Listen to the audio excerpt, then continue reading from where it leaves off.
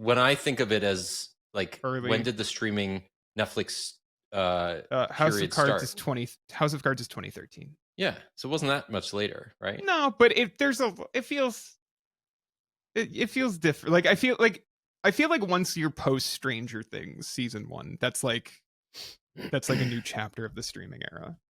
That's true. Stranger Things was what's 2014? 16. 2016. Holy crap. Yeah, talk about a show that I am ready to never hear about again. That thing, they're gonna drop those final episodes, and 2 days later, nobody will ever talk about that show again. I swear to God. I really hope that's true. I truly. Do you know? Maddie and I were talking about this a few days ago, last week, or maybe over the weekend, I guess. How many episodes of Stranger Things have come out since The Bear premiered, Daniel? The Bear premiered in 2022. It is about to air its fourth season. I would say zero episodes. Two episodes. Oh, because wow, okay. They split season 4 into 7 and 2 episodes. So the first 7 came out before The Bear. The last 2 came out like a week and a half after The Bear season 1. They've released 2 episodes in the time The Bear has made 4 seasons of television. To be fair though, I get it, but like, guys, like why are you making movie length episodes? Let's wrap. It's a TV show about kids on bikes. Let's wrap this up. They're all like 25. Also, to be fair, I feel like they've filmed 4 seasons of The Bear all like back to back. Yeah, and they just are now that's how editing TV them used and to releasing. work. Wow, brutal. All right, let's do the thing. Yeah. You get that? Are you doing the Matthew McConaughey thing? You gonna start doing the Matthew McConaughey thing from Wolf of Wall Street? Wolf of Wall Street, starts pounding on his chest. That's right. You're my Leonardo DiCaprio. Absolutely. All right.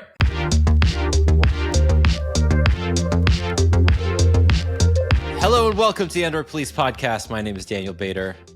My name is Will Saddleberg. For the last time. No, not for the last. My name is going to continue to be that. No, you're dying. I'm dying. You're dying. To me, you're dead to me. Rough week. We're dying. For me. Yes. For you. That's also true. God. Now I'm thinking of old Joe. This is the intro. This has to be. We can't redo this. We're not redoing it. I'm just like I think we should have a moment of silence on the podcast for all the news anchors that have had to just like really work hard this week to still hate Joe Biden after he got diagnosed with prostate cancer. Get into this. I have to. I'm sorry. It was just like the Daily Show had the whole thing on it, and I was like, this is good TV. Like it's good. It's very good TV. And I don't know. And then I listened to I was dumb. I'm sorry, but I listened to the Jake Tapper interview on the Ezra Klein show. So like I'm really into this story now. The cover-ups and the conspiracies. Was that recorded? Was the Jake Tapper thing recorded after the diagnosis was public? No, it was recorded like a week before. Because his like 5-minute Sunday show rant / book promotion was nuts. I just don't know who's the bigger villain here. That's what I like. That's what I'm trying to figure out. Like who's the more wrong? The former president of the United States or various media personalities who are deciding to write books. It's a real Suicide Squad when you think about it. A real Thunderbolts situation. A real Thunderbolts star situation. Yeah, asterisks. They're going to join together as the new... Spoil that title. Anyway, wait until the end of the show when I tell you what makes me happy this week. It's going to be a barnstormer. So excited. This a humdinger. Going to miss. There's no malarkey. All the nice comments I've gotten have been about segments like this. We're here to talk about I.O., right? Kind of. We're not, actually. We're going to talk nothing at all about what's on our show notes this week because today's your last show. Yeah. And I am very sad about it. It's not, actually. I'm continuing the podcast with the newly announced Notebook LM features wherein I'm uploading your voice and I'm going to recreate you every week. Because now Google not only can Notebook LM make podcasts, but I can also use their new View 2 to create a video podcast of your AI avatar. Yeah. So I've actually been, it's funny you say that. I've been working on my stand-up routine. Apropos of nothing. Do you want to hear my jokes? I would love to hear your joke. Yeah, I went to the zoo last week, and they just had one dog. It was a real Shih Tzu. That's the one joke that VO3 is seemingly capable of producing. Because like there was that's actually not bad. Was it 404 Me? I don't know. It was some site like was like did a deep dive into like okay, yes, this stand-up clip generated by VO3 looks really realistic. What happens if you keep doing it and it just keeps giving you the same joke over and over again, or gibberish? It's like one of the two. You'll either get that, or there was one that was like, I went to the post office today. They said I have to go there more, and then like the crowd laughs. Oh, there's like, a crowd, like yeah. Well, it's an audience of this fake podcast. Fake audience for the fake stand-up. And let's talk about IO. We're jumping ahead. Let's get Jules just messaged in the studio chat that he is experiencing heart palpitations after that joke. So I'm sorry to everybody else who had to stop what they're doing. And I hope Jules is offered workers' comp when he has to edit this episode. Valnet is a Canadian company, so technically that is not going to happen. But anywho, they have workers' comp in Canada. They do, but I'm making fun of my employer is what I'm doing. Oh, sure. Okay. Let's take a deep breath. Let's focus. Google I/O. You weren't there. Yep. I wasn't there. Nope. Sounds like we didn't miss much. Well, no, that's not true. We missed a lot. Sounds like we didn't miss much that you and I personally care about. I want to spend $250 on an Google One subscription per month. Don't you? $3,000. I laughed out loud when they were like YouTube Premium included. I'm like, okay, like it should have YouTube TV included for $250 a month. What are we talking about? I don't know. I mean, this is their new way of, I think it's unclear to me if this is just like the new normal because OpenAI and Perplexity and all these other companies are offering similar monthly subscription bundles, and they know that the juice can't last forever, so they're just going to milk it. Can you milk juice? Am I just like, you're mixing metaphors? I'm mixing my metaphors. You can't milk juice. No, you can juice milk. No.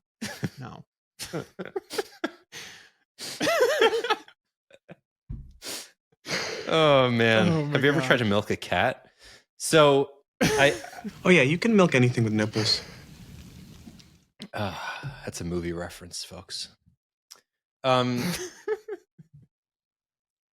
right, so Google AI Ultra, of course, it's called Ultra, costs $250 a month.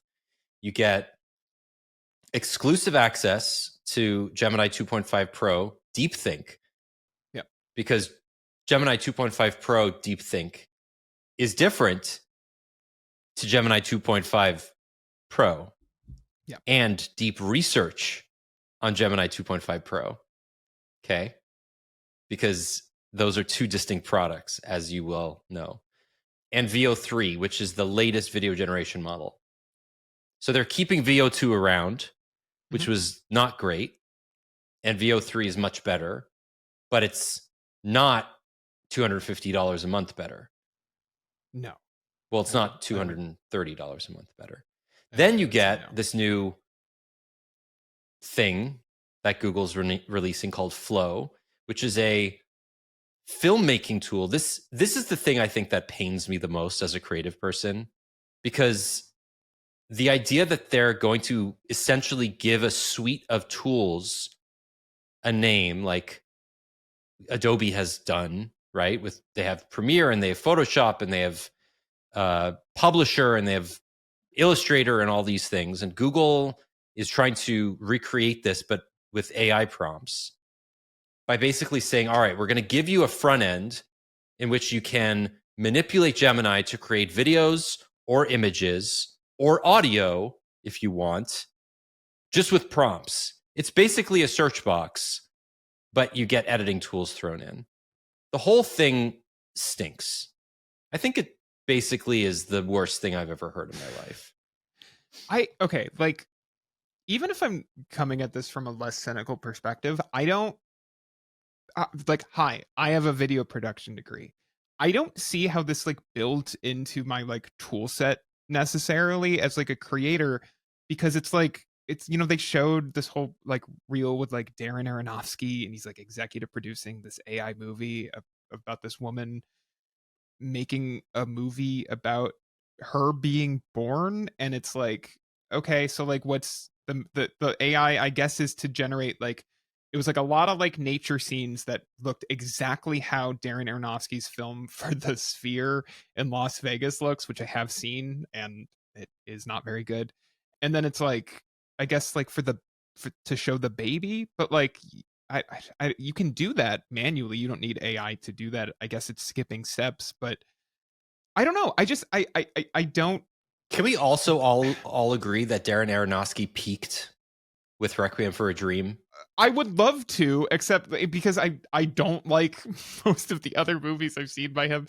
But did you see the trailer for his new movie that is like, what if Darren Aronofsky decided to make like a fun like action thriller? Caught Did Stealing? you see this? Yeah. I've seen the trailer for it, yes.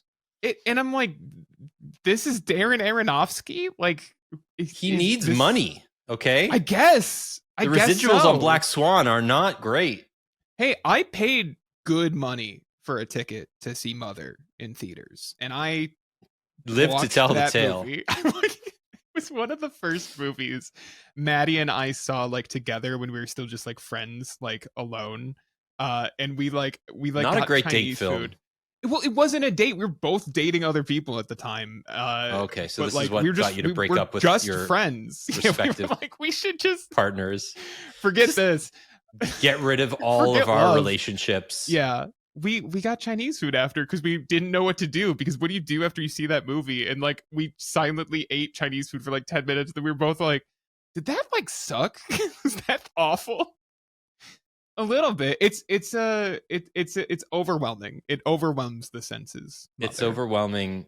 Yes, it's overwhelming. That's one way to put it. Anyway, back to, so this is, I think, the crux of the issue here, right? So much of these announcements, so many of these announcements are Google attempting to put a creative bent on something that has traditionally been very technical, right? And not very visual, right? Like the early days of generative AI were particularly around like image and video generation, were seen sort of as technical experiments. And obviously that's true of the chatbot interface as well. But as the tools have matured, I think Google particularly has been able to leverage its brand recognition to try to court creative people who would otherwise be, I think, going to the open AIs and Perplexities and Microsofts of the world and saying like, hey, we've got the distribution. If you are not a traditional filmmaker, but you have a desire to tell stories, we've literally got the biggest distribution channel on earth in YouTube. And we will make it very easy and incentivize you in many different ways to use our tools to build that content. And the problem, I think, is none of it graduates beyond slop. Like you can anti-alias slop and it does not make it less disgusting, right? Yeah. Like that owl clip that was generated with voices, no less. Oh, that looked bad.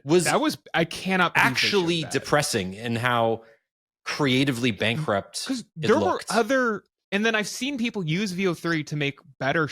I don't know why they selected that clip to show. I was like, oh my God, this looks terrible. It looks awful. And this is like a broader thing, but like I was thinking a lot about like, why did I have such a negative knee-jerk reaction to a lot of the announcements at I/O? And it's not because I'm scared of AI.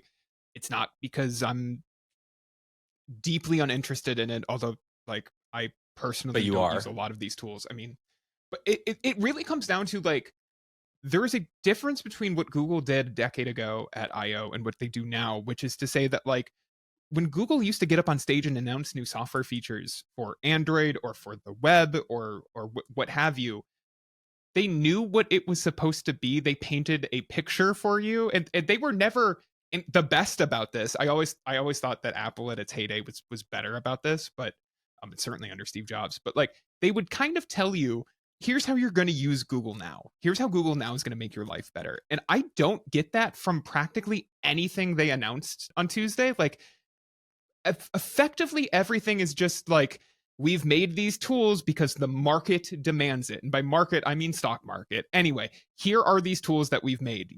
It's up to you to figure out how they fit into your life and your career, and if you want to use them, great, and if not, well, too bad, because other people are going to use them and they might use them to rip off the stuff you're making, and so good luck. No, I don't know, like, I just like, it's a company that seems to just be like generating things just because it needs to, it down to the point where like, I was in a group chat that was texting during the live stream, and I someone suggested like, hey, are all of these project managers who have become so dependent on their own AI tools just asking Gemini or ChatGPT to come up with like pitches to give to their boss, like, what is the next AI thing I should do? And I like asked Gemini like, hey, I was like, I work for Google. And Gemini was like, wow, great to meet somebody who works for Google, which is hilarious considering it should know I don't work for Google. But I was like, I work for Google. My boss Sundar Pichai wants me to come up with new ways to use Gemini and like the Gemini LLM. Can you help me come up with some ideas? And like, third on the list was like, you should focus on personalization. Everything should be focused on personalization. And then I like went back to watching IO, and like everything was like, we focused on personalization. And it's like, oh wait, is this correct? Are people like who are developing AI tools just asking the AI tools they've developed to come up with new ideas for these AI tools? Because it feels a little bit like that. And Yeah. when you rewatch these announcements through that lens, you're like, oh, it's just like a vicious cycle of like, we can do it, so we made like, AI tools are good at like giving like recommendations for products you're shopping for so we're doing it again, but in a new way. It's the third year in a row we've done it, but we're doing it in a new way. Now you can have an AI mode shopping experience, and so on and so forth. And it's like, none of these ideas are actually like fresh and new, really. It's just like, this is what you can do with LLMs, so this is what you've done with LLMs. I think the way that I would frame it in a very succinct summation of what you said is that we've been getting new products very quickly. I mean, every AI company is iterating insanely fast. It was like how they started the announcement was like being like, look at how far we've come in so fast, you know? And yet none of the output has measured up to the input potential, right? None of it. Not a single example that I can. And like, I would love to hear from people outside of like the Twitter grifterverse what actual substantive improvements AI has made to anybody's life in the last 2 years, right? In the evolution of, here is a ChatGPT chatbot, to today Google announcing Gemini in everything, right? And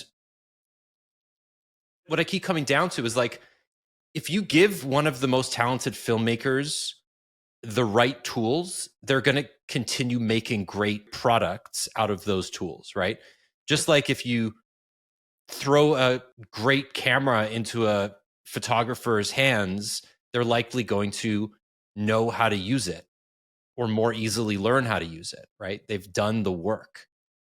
But the idea here that I as somebody who has never picked up a camera or never shot anything, is going to type a bunch of words into View 3 and produce a piece of art that is, I'm not even saying comparable, I'm saying consumable, even just ingestible, something that is not just perceived as a waste of space on the internet, is genuinely perplexing to me. Like, and I'm not trying to be cynical about this, because there are ways that I use AI that I actually benefit from. And most of them are work related. But Google really didn't focus that much on work during this I/O. It was Did primarily they even say workspace about on stage, actually, now that I think about it? I don't think they referenced like practically any workspace apps. Yeah, I mean, let's go through the major announcements quickly. Sure. And then we can let me say this really quickly, because I know I've said this before, but I want to like consolidate my thoughts on AI before we move forward, because it's going to be so much of a conversation, so we don't have to keep coming back to it. I truly think there are genuinely good use cases for LLM powered applications, whether it be chatbots or image generators or what have you.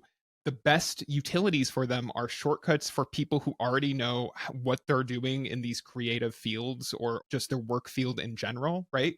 And those are not interesting tools that you can sell to investors and venture capitalists to earn the amount of money that these companies need to continue training their LLMs and to continue powering their LLMs. So like I have talked about both with you and on this show, I really like that I can ask it to like figure out what word I'm trying to think of when I can't think of it, right? Like I really like the generative expand tools in Photoshop. Like those are useful tools that essentially do a thing that used to take longer and or used to be more difficult to search for, and like condenses it into a quick little thing, a shortcut that I can use in my everyday work life. But that's not what these companies pitch, right? They pitch these big grand visions of films made entirely in AI with these AI toolkits. And it's like, no, more realistically, if an acclaimed director, I don't want to name names because I don't want to make people feel like, oh, is going to like adopt AI movies or whatever. But like, you know, if James Cameron uses like AI on Avatar 3, it will be to reach an end goal that makes it faster and easier to produce the art he's making, not to replace workers wholesale. And that's the disconnect that I think these pitches on stage have with the realistic limitations of this sort of technology, and I don't see that going away. So that's where I am on AI. I don't expect that view to change anytime soon unless something shocking and revolutionary happens. But I you know, it's been 2.5 years of living in this AI hype bubble, and I feel like I have a pretty good handle on the direction of where these tools are going to land. So if Weta ever, you know, accidentally puts 5 fingers on the Na'vi when Avatar 3 comes out, James Cameron just has to ask Gemini to edit the final production footage to remove one of those fingers, and it will do it perfectly because AI knows how to remove a finger from a Na'vi. That trailer's got to be coming soon, right? I wish this podcast was actually Speaking just an of hour-long which, reaction to the Avatar Fire and Ash trailer. I just searched the word Na'vi finger count because for some reason I thought that it was 6 fingers, not 4. Yeah. The first article that comes up is by our beloved sister site Screen Rant that says why avatars have 5 fingers when Na'vi only have 4. To which I will say, I am actually curious about this. I think it's because they combine human and Na'vi I believe DNA. so. Yeah, I believe that would be my guess, is that it's because they're not perfect recreations of. Right. Yeah. Right.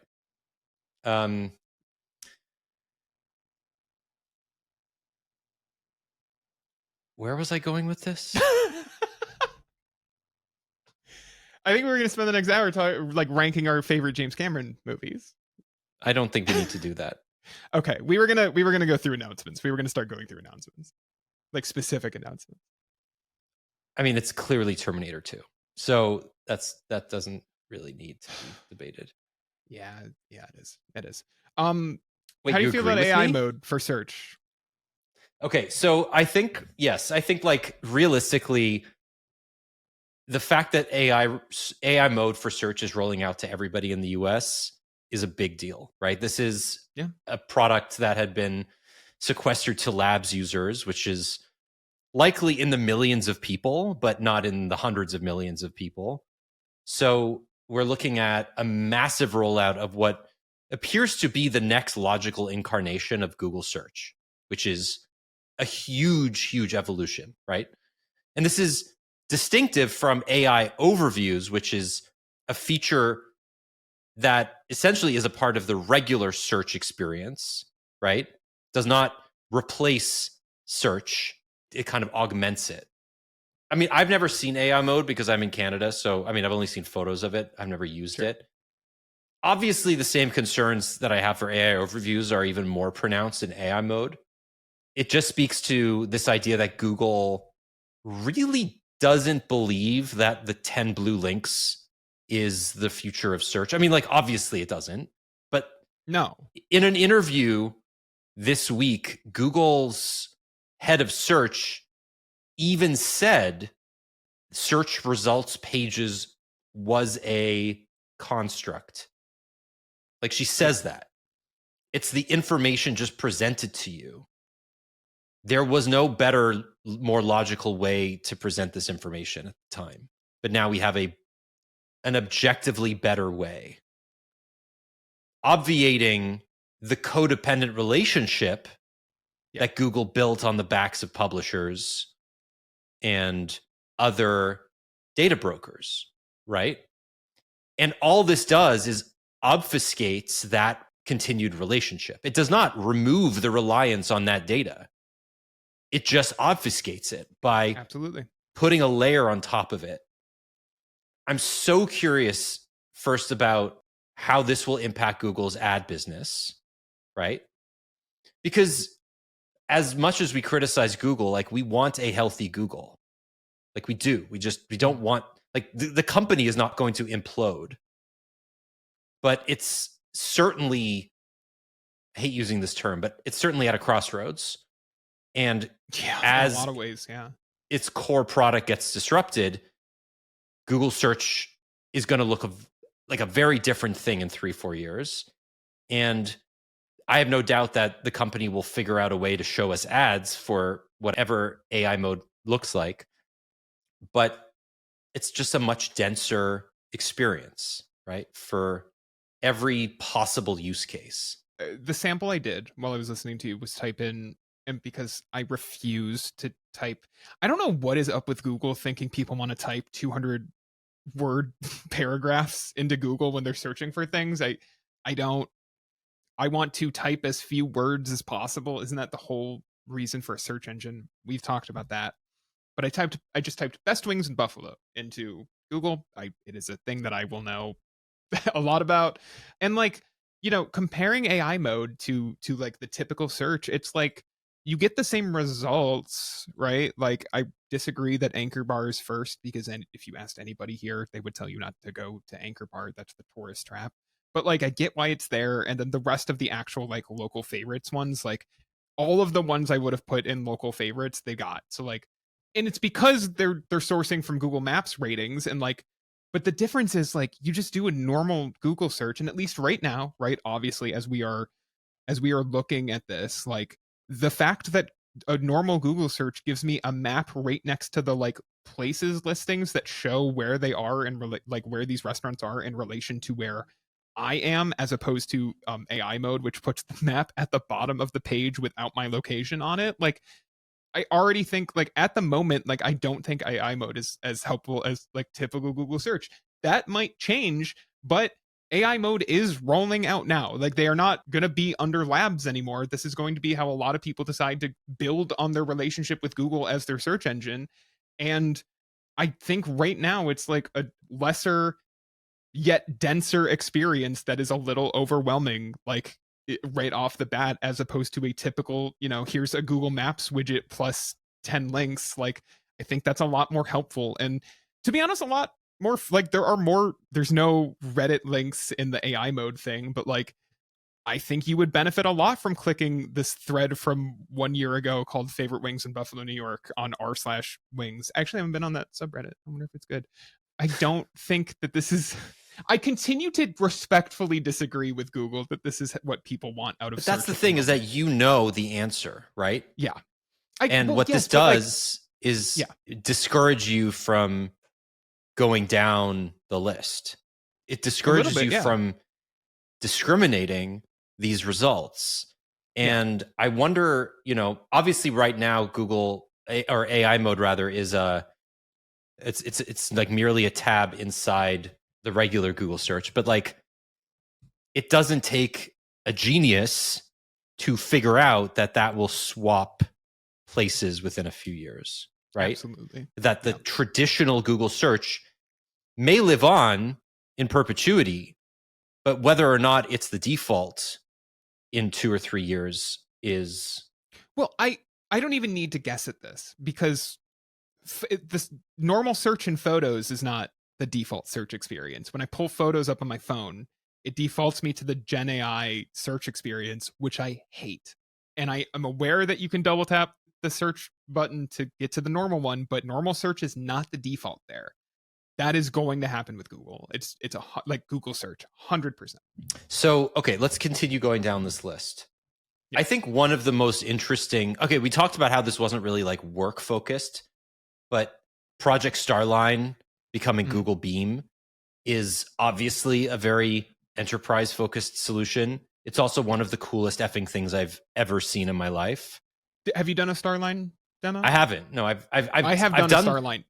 I've done the initial, the earliest demos where the machines were like the size of a house. I did that. Yes. But that was like 4 years ago.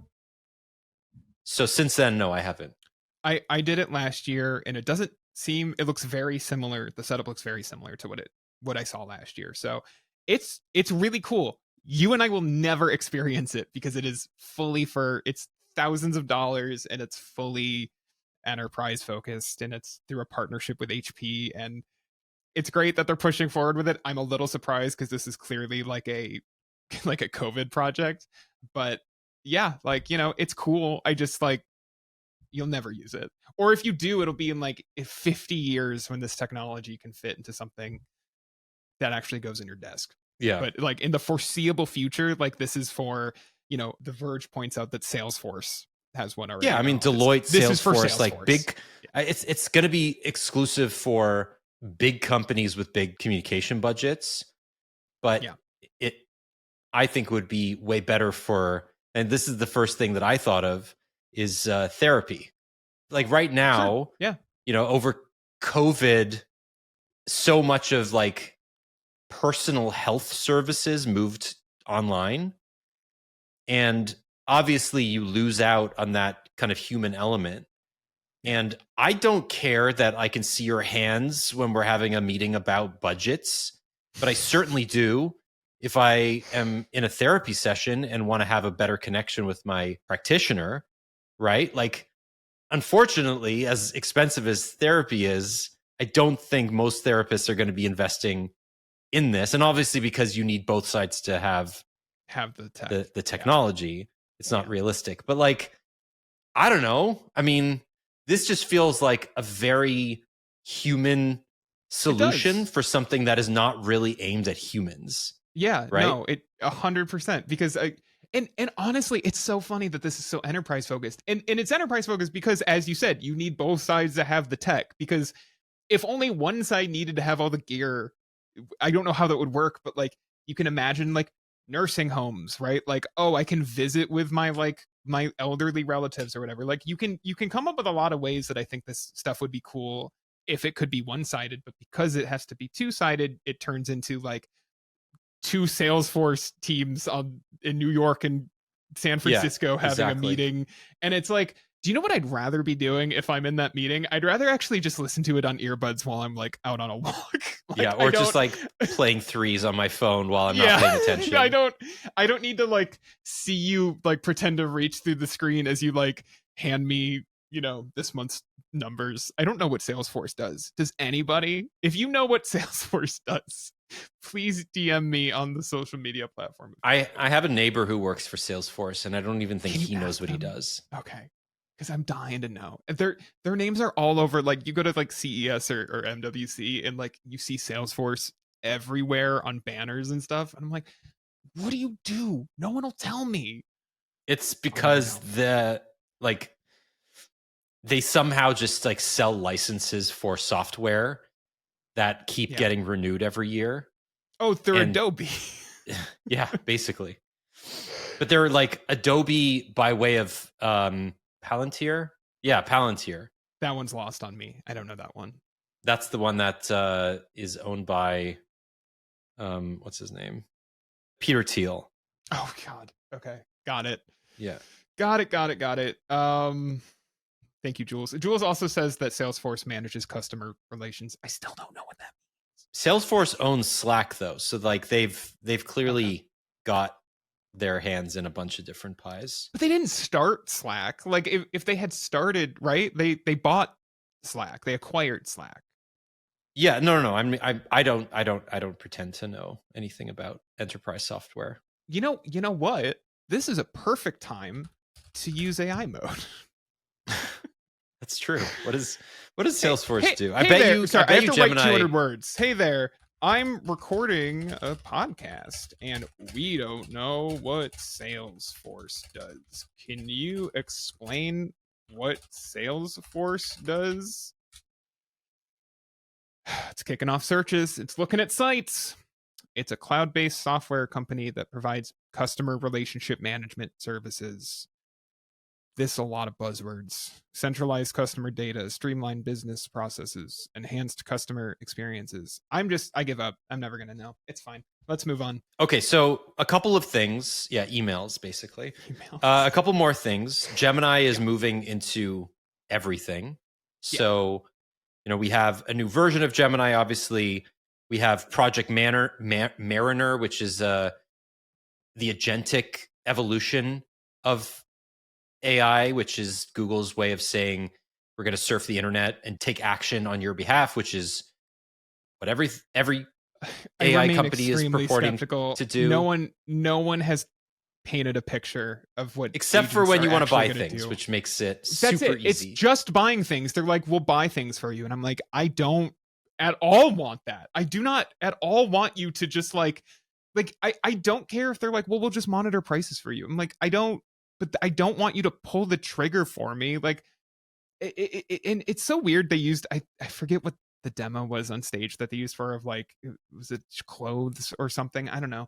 They should have done airfare. They should have been like, we'll buy the ticket for you when we know it's not going to go any cheaper or something. But they didn't do that, which I guess is probably because it would be more difficult if I had to guess.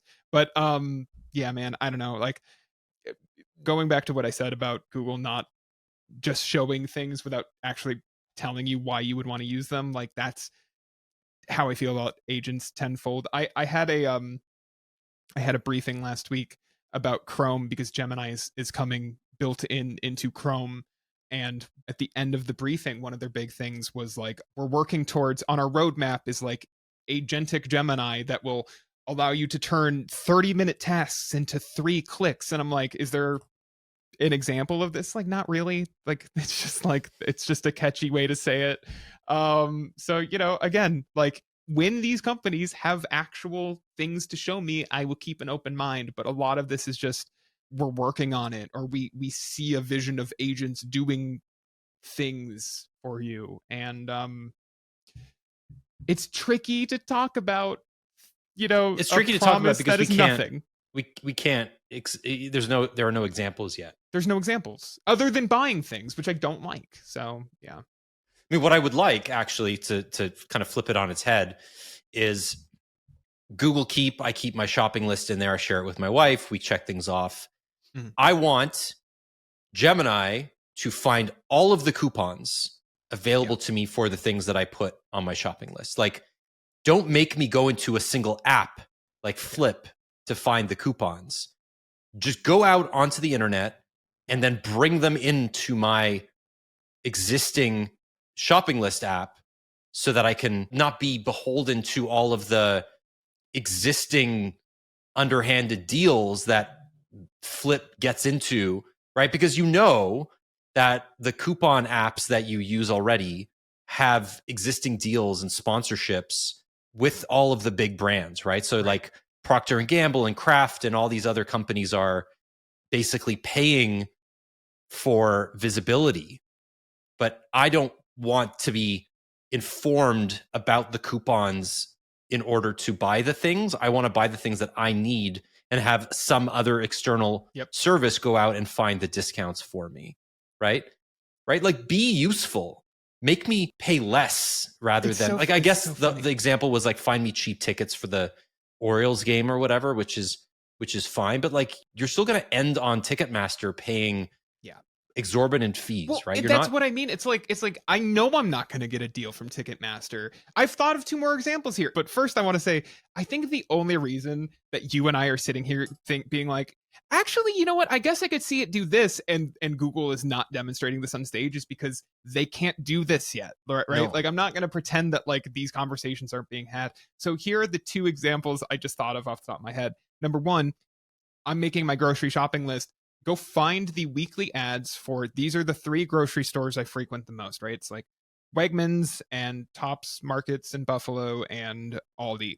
Tell me what I should buy where, what's cheapest, right? Because like Wegmans doesn't do a lot of sales, but like sometimes every now and then you'll find like the store brand or something's cheaper than Tops, but Tops does a lot of sales. So like, let me know if that thing is actually on sale this week instead of me having to either wait for the weekly ad to come in my physical mailbox or pulling it up in my browser, right? Like, go do that for me. And the answer is probably that it can't do it.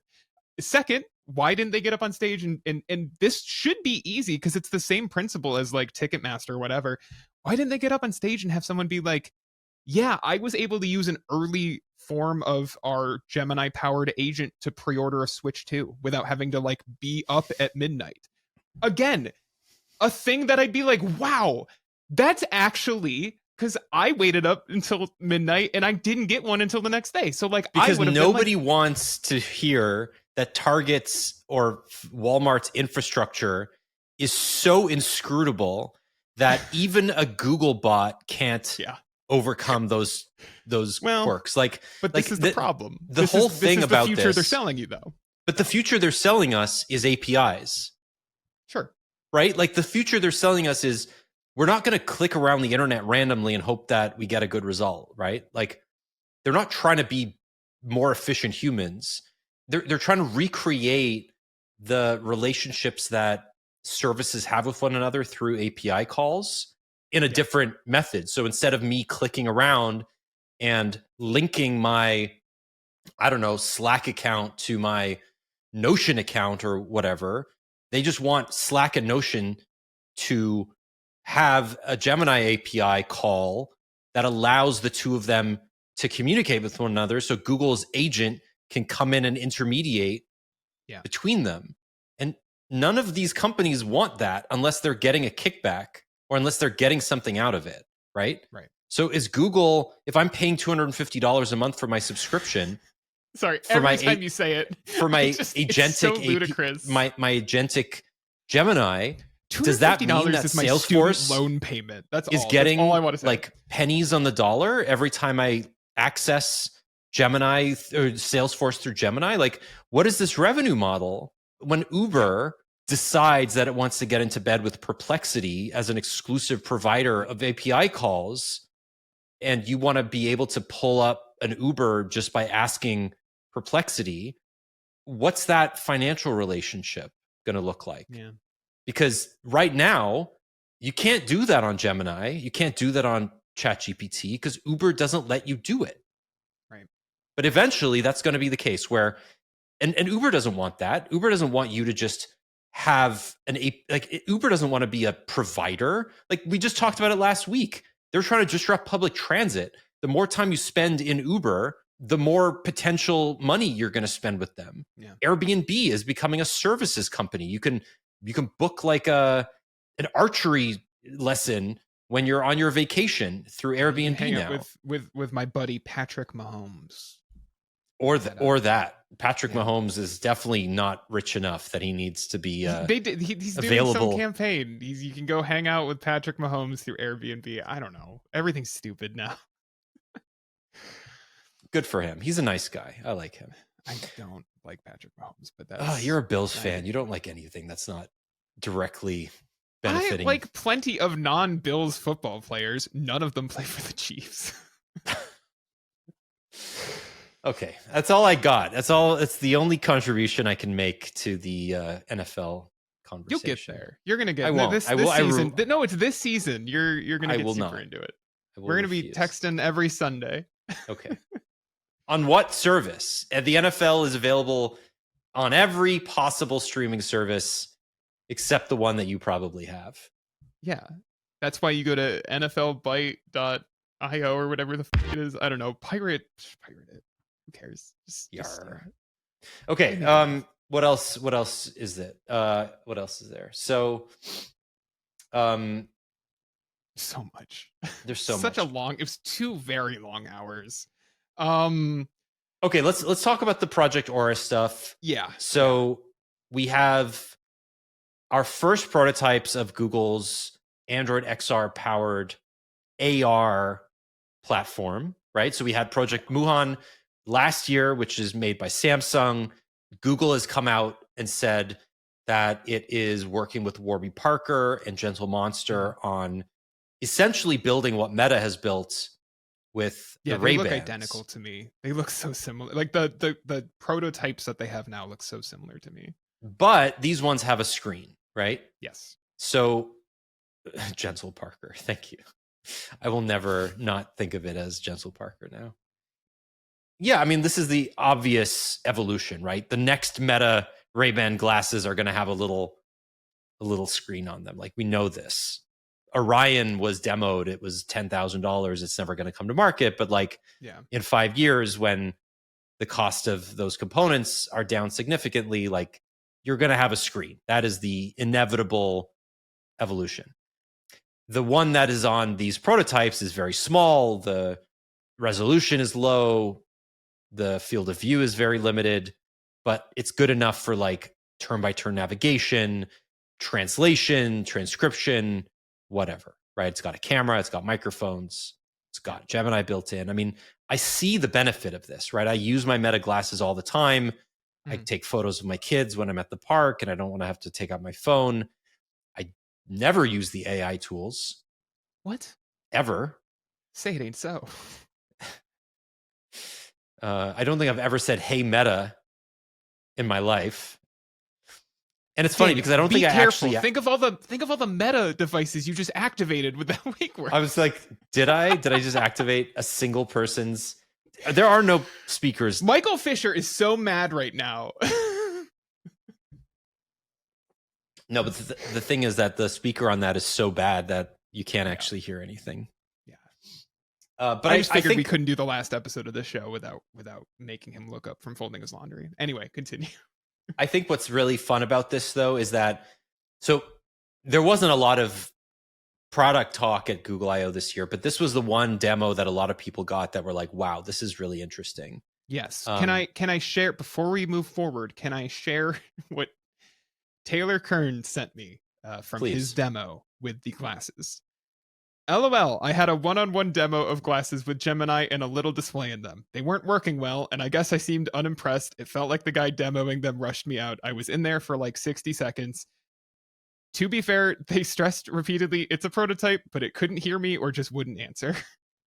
Yeah, that's where we're at, which is understandable, right? These are not even close to finished products. The final VR headset that's going to compete with the Vision Pro hasn't even been announced yet, right? Like, that's coming this year from Samsung. We don't have pricing. We don't have a final name. Like, it's still early. How close to Vision Pro pricing will it be, do you think?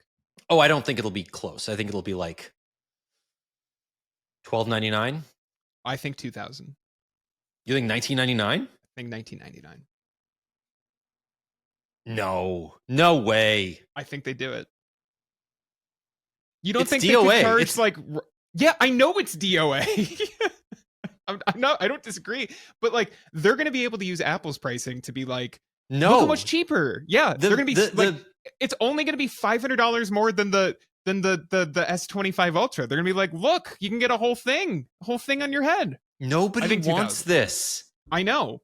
I'm not saying it's going to sell, just like how the Vision Pro didn't sell. But that's the problem, right? They want this to sell. They want this to be a desirable product for people, right? Android XR is a brand new operating system.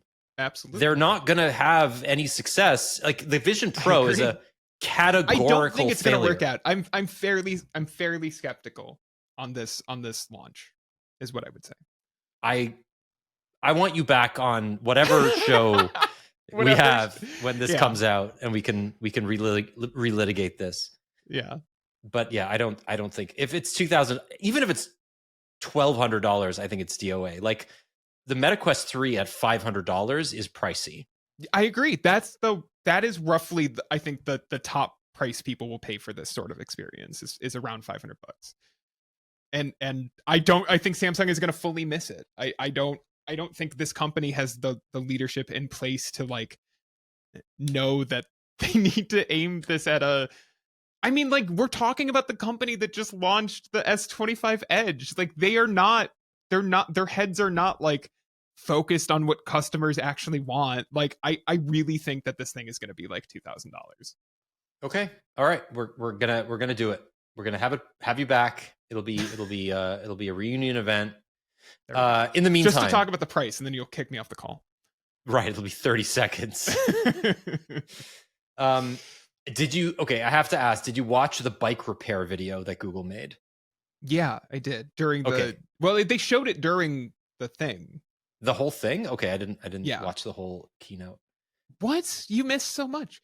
This is nuts to me. So like, first of all, I don't believe people like this exist. That was a big theme of watching this keynote, is that like they kept talking about situations that I don't think normal people find themselves in.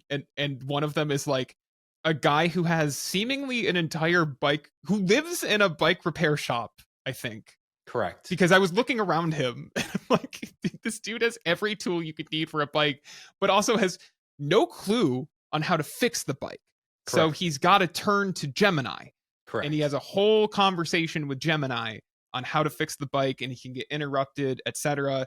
You know, my current experience with Gemini Live is far below the standard that they sold a year ago with the Pixel 9. So I assume that this will not be quite exactly how it works out in real life. But in theory, a cool idea. I'm going to I just can't imagine working on a project and being like, I'm just going to keep talking to this AI bot instead of having music or a podcast going. Like, that was my biggest disconnect, is that like, why would I want to keep that thing active the whole time? Wouldn't I want to like be like, great, now can you resume my Spotify playlist? I don't want to talk anymore.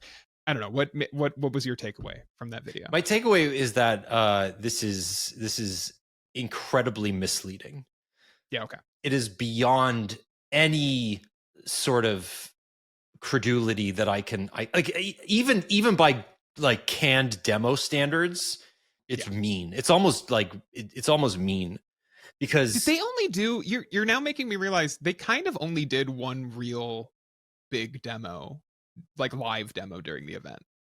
A lot of it was like, we're gonna roll this video. Yeah, because that's what tech demos have become now. It's basically an infomercial. And when they did the demo at the end, it with the glasses, it failed. So but here's the thing, right? Like I wanna bring this back to reality. Yeah. Because, oops, there goes his palm spaghetti, knees weak, arms spaghetti. There's vomit on his sweater spaghetti. Mom spaghetti, he's nervous, but on the surface he looks calm spaghetti. To drop bombs, but he keeps on spaghetti. You know where I was going with that. Just keep going. Back at WWDC last year, when Apple demoed Siri, and eventually had to roll back almost every single announcement. I put in quotes. Yeah. Right? Yeah. They showed proof of concept videos and said, look at this demo. I am extremely concerned that this is going to be a similar debacle. Almost certainly. Yeah. Because this is not possible. This is 15 multimodal. months- I'm watching this right now. Like the number of things that he does. He asks Gemini to call the bike repair store and the rival bike repair store. Because remember, he lives in one. and we assume that the person on the other end didn't just hang up on the robot. So this has been it's why I don't use a lot of like the pixel calling features, is because anytime I have like people hang up on robots, you can't just like let like normal people do not respond to the robot voice well. They go, oh, ew, and they hang up. Like, I don't think you're ever going to train that out of people. I think robocalls have cemented that as like nobody will ever, it doesn't matter that the thing goes like, hey, I'm a Google, like I'm calling on behalf of, like, doesn't matter. Like it's I just don't think, again, like you're bringing it back to reality. This is my problem with all of these execs thinking, well, yeah, the receptionist at the bike dealership will just like pick up the phone and be like, oh, what's up, Google? What's up, Gemini? Like, yeah, absolutely. Like, here's the information you need. We have that part in, we've ordered that part for you. All right, see you later. And like not just hang up like a normal person would. But also it assumes that like Gen Z are going to be so comfortable just like conversing with their phone that they're going to actually talk to it the way that these demos, like what's going to actually happen is that nobody in Gen Z or Gen Alpha are going to want to use these tools, but we're going to have a bunch of boomers yelling at their phones going, Gemini, call my and it's just like, it's going to be a freaking mess. And because now we have Starlink on airplanes, everybody's just going to be yelling at their phones all the time. Thank you. They're gonna yell, Gemini, call my representative, because I need to yell at them. And Gemini's gonna respond, actually, your representative died in office yesterday, unfortunately, because they were 75 years old. That was just that's wrong. It's a big, beautiful tax bill. You can cut it if you want. Jules said no edits this episode. Actually, I think this is all staying in. So. That's fine. I mean, good for you. If you've like actually been able to follow through on follow us on this journey, then all the power to you. Look, it's possible, I guess, that this is going to work exactly how, but I agree with you. I think the fact that there were like very few demos like tells you exactly what you need to know about this stuff, which is that it is a lot of it is proof of concept in the same way that the Siri video was. And we will learn in 9 to 15 months from a report. Actually, you'll read a summary of the information report, because you're not going to pay for the information subscription, but you'll read the summary of the report that like it turns out like half of Google's developers didn't know this thing was going to roll or whatever, the same way that's what we learned about the Siri stuff. Yeah, like I have a hard time. And I think, look, like I think all of these companies, like Google included, that are on the AI hype train have earned and deserve this level of skepticism, because like a lot of these products do not deliver the way that they promote them. And Google in particular has spent, I mean, where are those translation glasses? When was that? 2-3 years ago now? Like, where are those? Like, there's so many things that they've thrown against the wall, and they're, I think, just kind of hoping you forget about them as they go. But like, when Google gets up on stage and they do enough announcements that they can put together a 100 things Google announced at Google I/O blog post, I think they kind of expect you to forget about the ones that aren't going to pan out, in the same way that we are still waiting for that fence to disappear from that goddamn image. One of these days, Daniel, it will be gone. Just like tear down the fence. At this point, what's between you and the park? The fence is fine. Don't worry about the fence. It's fine. You took the shot 5 years ago. It was fine. You're never going to revisit that photo anyway. Okay, there were two small things about I/O that were announced that I actually think are kind of cool. So, and they're like little things, because they're practical. One is AI speech translation, real-time AI speech translation in Google Meet. Now, yeah, I think that's cool. I don't know when I would use it. Like, this is another example of, I think, Google execs having many meetings with like people who speak different languages and being like, we need to work on this. But like, this is the most American you have ever sounded in your life. Why would I ever need to talk to anybody who doesn't speak fluent English? I'm saying that I work fake. They're going to speak English, goddammit. I work fake white collar jobs, and I can't think of a time when I've hopped on a call with someone who like didn't speak English or like right. Like I'm not saying You're just digging yourself a deeper hole. I'm not digging it deeper. I'm saying that like you've never. Who does this appeal to besides C-suite executives? That's no, I disagree. I think there are a lot of people at NGOs or other like, I don't know, if you're trying to connect, you're teaching English in Korea and you're trying to connect with your students and they don't speak English yet. Like, come on, let's be real. Like, you're in Korea, but you're using Meet.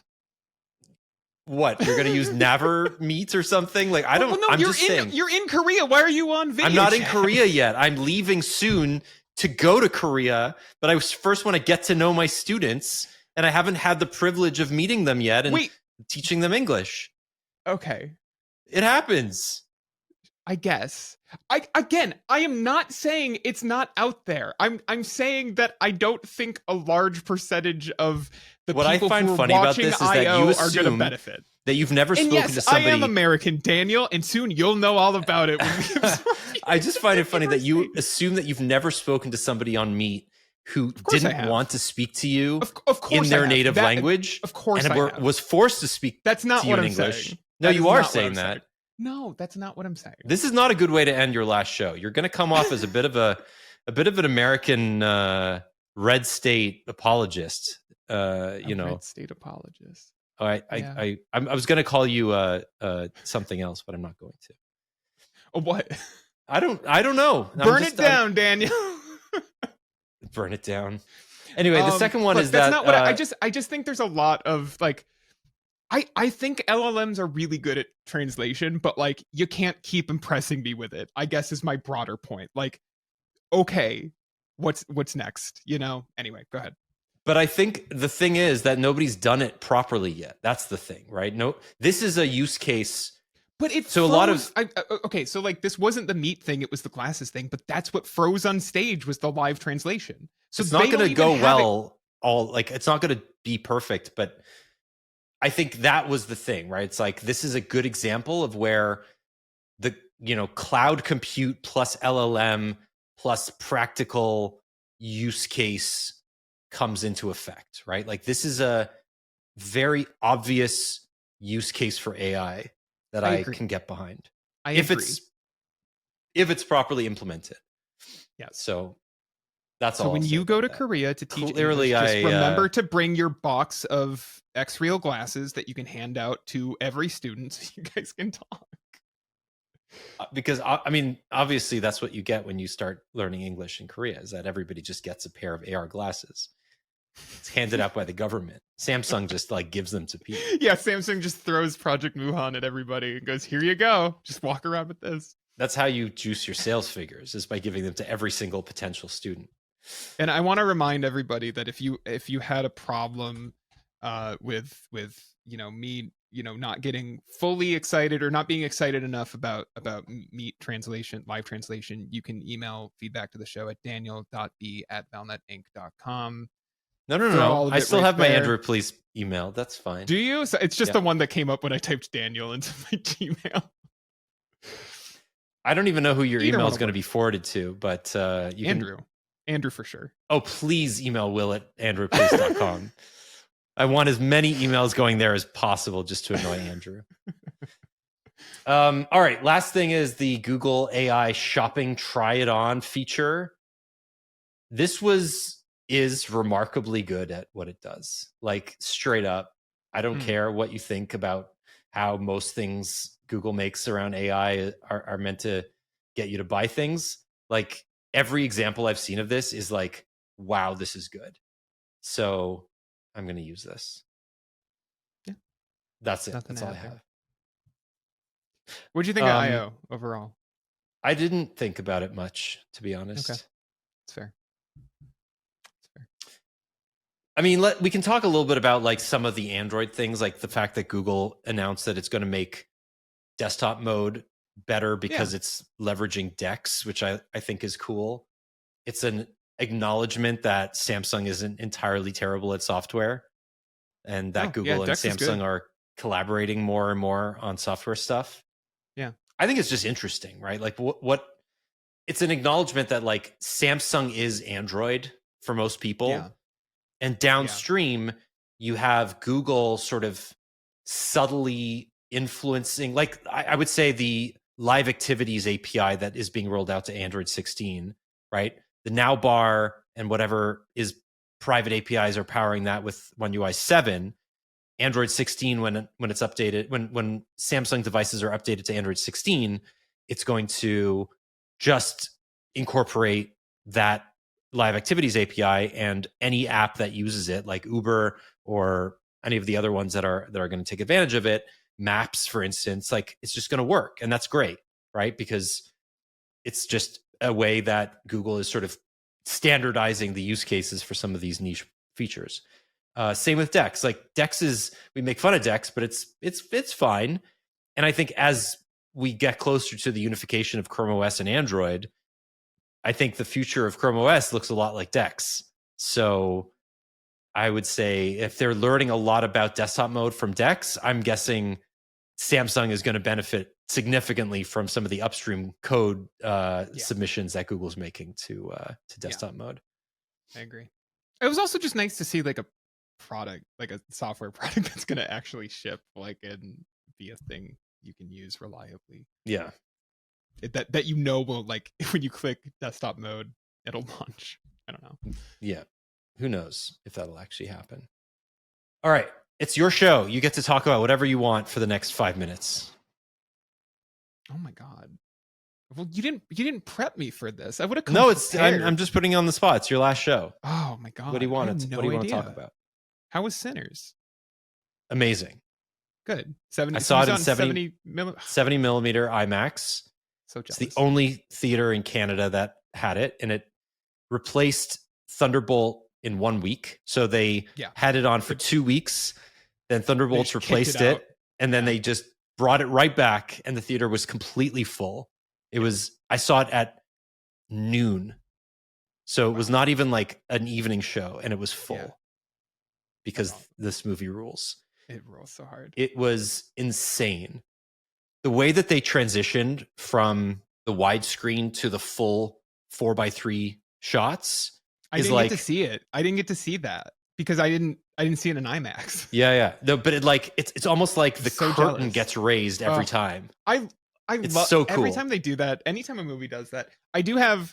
We can talk about this. I'm like, I feel like the reviews were more positive than the social media musings were making them out to be. But like, I'm a little nervous going in this weekend to Mission Impossible, which I do have IMAX tickets for. As a diehard fan, I'm like, I've set my expectations, I think, properly. But like, man, some of the people who did not like this movie have me a little nervous. But I'm hoping for a lot of.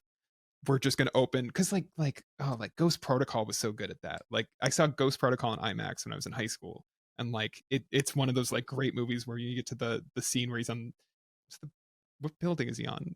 Oh my God, I can't remember now. Whatever. When he's climbing the building and it like opens up the scope. Anytime a movie does that, I think it's so cool when it's well done. It's great.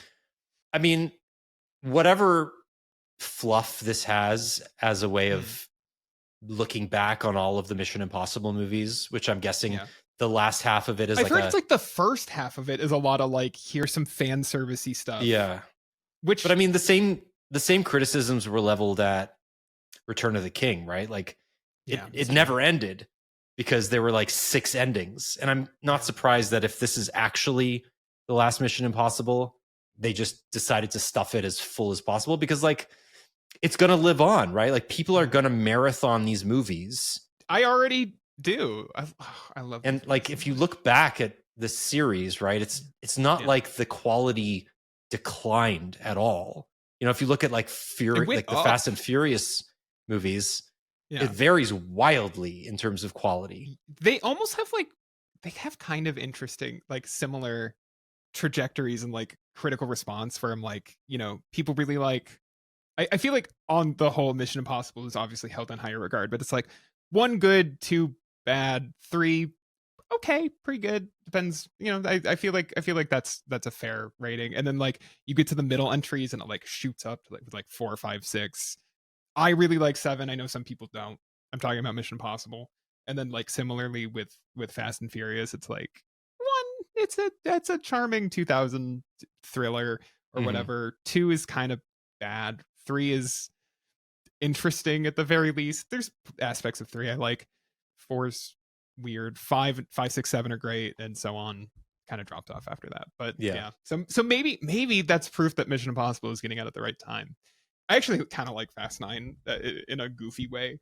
But that's it, right? It's like it's goofy in that, and I think Mission Impossible never lowered itself to farce. Well, I mean, 7 Dead Reckoning is a very funny movie. Like the entire car chase where they're in that little yellow car is hilarious, and like Buster Keaton like antics. And yet like I remember when Maddie and I saw it in theaters, like we were the only two laughing at that scene. Like nobody else in the theater was laughing, and we're like, what is wrong with people? This is clearly like essentially slapstick that Tom Cruise wants to do because he is obsessed with movies. I don't know. I'm excited. We have tickets for Saturday. Shout out to Ben. Since Jules in the chat told me I had to get my Ben and Joe shout out to Ben Schoen, who's watching Mission Impossible 8 right now in the theater. He got early tickets to it, so I made him promise not to tell me what he thought of it. I don't want his impressions till I've seen it. Godspeed. Enjoy it. I don't think I'm going to see it until it comes out on Paramount Plus in like 6 months. If you said that around Tom Cruise, he'd punch you in the face. Hey, I don't make the rules, man. Like Tom Cruise is keeping it from streaming as long as humanly possible. Yeah.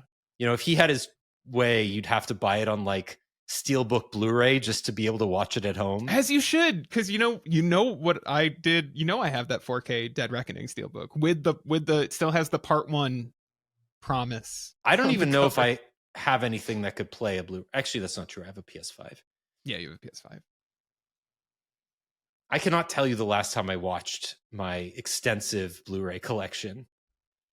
Yeah. We watched. It was Fast Times at Richmond High. It was the last Blu-ray we watched a month ago or whatever. But yeah, we're bad about that as well. Although I think we might watch Dead Reckoning tonight. If we do that, that'll be on. Watch that on the. You mean Dead Reckoning Part 1? It says Part 1 on my Blu-ray. Oh, Will, I'm gonna miss you, man. Hey, buddy. How are you feeling? Emotional. It's been an emotional week. I'm kind of up today. I was down yesterday. We'll see where I am tomorrow, which is my actual last day.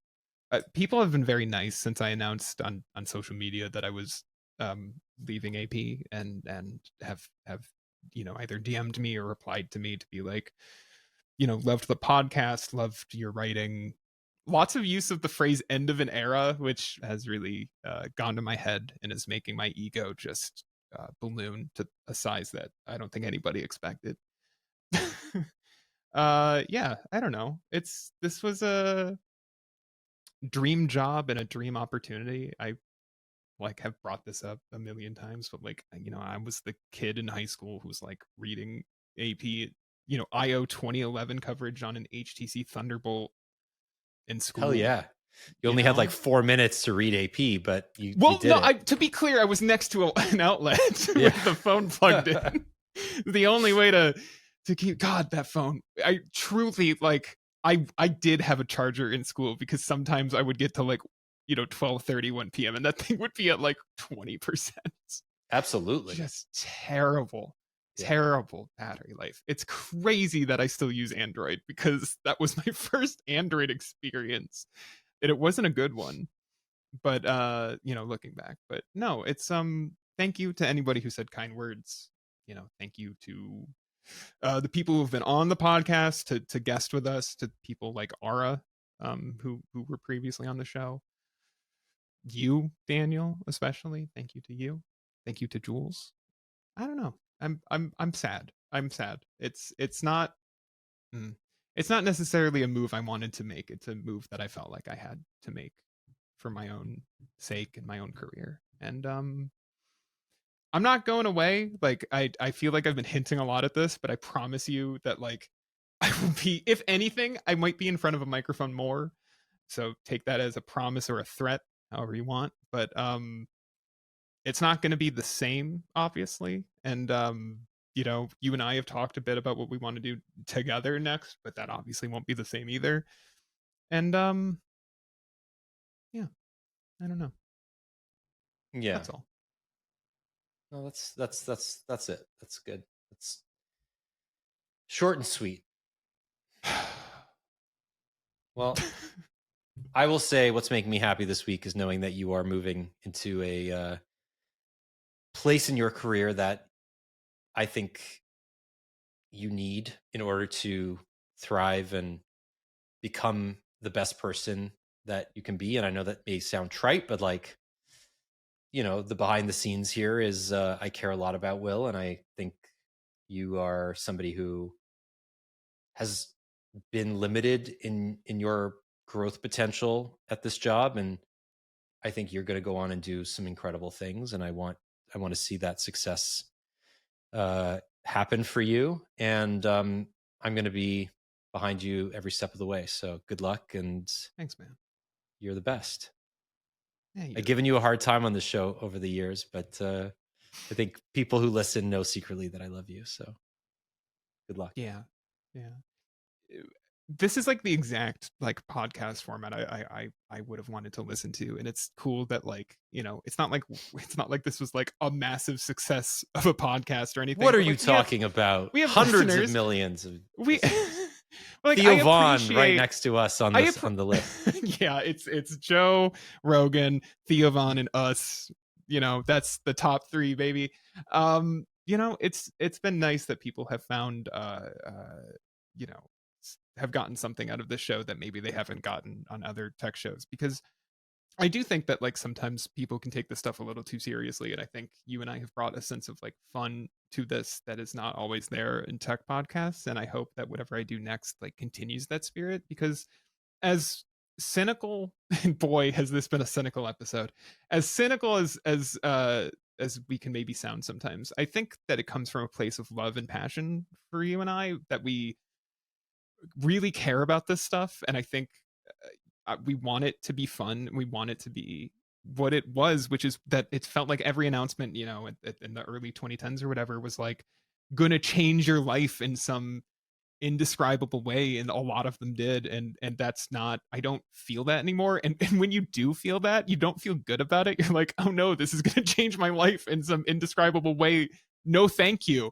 I think we've tried to center around that sort of passion when we could, and when I truly felt it. I never wanted to like fake enthusiasm for something that I didn't feel enthusiastic about, and I think we kept that level of honesty. And so yeah, I've not been using a lot of social media, but follow me on social media, and I will absolutely be announcing what's next for me.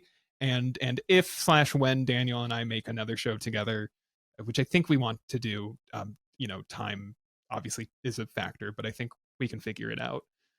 You know, we'll announce it there as well, and hopefully we can bring that level of passion to whatever's next. Okay, well, we'll leave it there. Thank you for everything. Thank you, Jules, as always, for being our steadfast and patient, oh my god, producer, so patient behind the scenes. So patient. You are the best as well. There are fanatics here. I'm a fanatic. I'm sorry. It's true. Thank you for listening to this every week. I know there are people who listen every week, and I am extremely grateful and privileged to be somebody who gets to talk about anything I want every week. And nobody has emailed me being like, stop talking about Mission Impossible so much, or stop hating on Lost so much. Shut up about Avatar. that's the feedback I was getting, probably. I don't know. And yeah, we've gotten a lot of really kind messages over the last week since Will made his announcement, and I haven't seen. Can you forward these to me? I don't have access to this inbox. Oh no, just on the YouTube channel, and okay, yes, a couple of the threads. YouTube ones. I thought you meant at the no. Nobody's podcast, emailed me this week. Okay, I want your email, but anyway, thank you. Jules says there have been emails. Daniel, there have been emails. Daniel ending the show on a lie. I didn't know. Exactly I opposite haven't. of- Maybe it's not being forwarded to me anymore. Jules can send That's us fine. those emails. Yeah, Jules, send us this email. Anyway, Or you're thank you fired. for listening as always. We will not be here next week, which is a sad No, thing to say. no. But Yeah, we may be back in the future. And follow Will wherever he goes. Yeah, you're fully off social media, right? Yeah, I don't exist. You've also been tagged in a couple posts being very nice about the podcast, so I don't know if you. I don't exist. But I'm planning on coming back with... I'm planning on creating a digital avatar with View 3 and filling your feeds with slop. So with really funny jokes. just beware. Daniel Coming went to for the you. zoo the other day. They had one dog. That's it. Thanks for listening. We'll talk to you soon. Bye-bye. Bye.